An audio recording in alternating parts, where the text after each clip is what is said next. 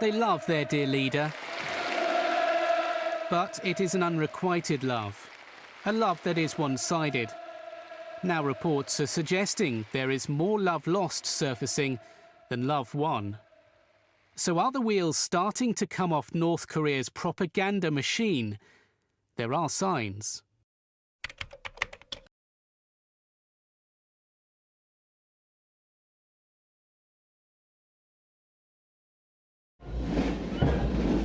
North Korea has done plenty to define itself.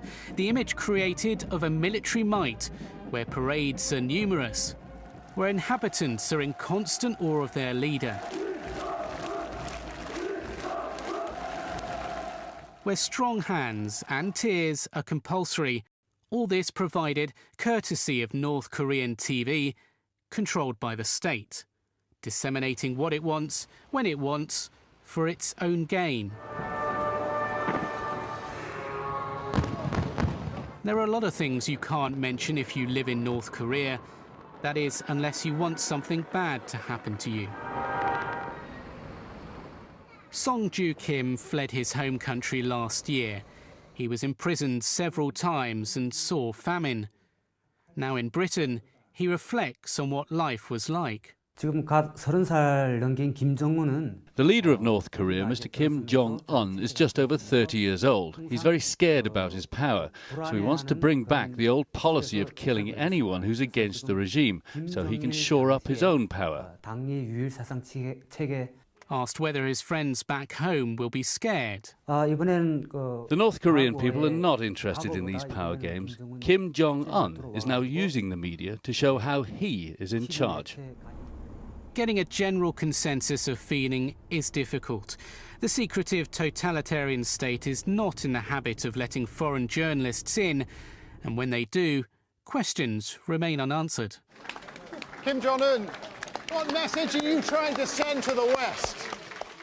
The apparent execution of Kim Jong-un's uncle created global headlines.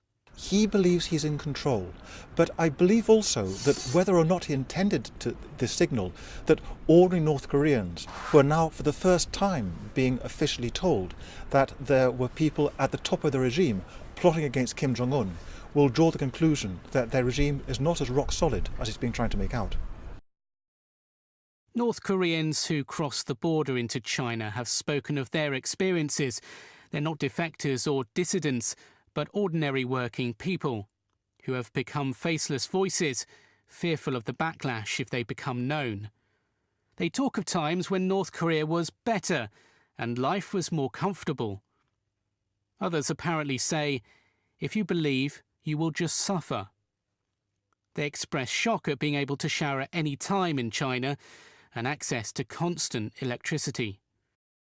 The world remains switched on and watching in amusement or in all seriousness. The United Nations wants North Korea to be taken to the International Criminal Court over human rights abuses claims.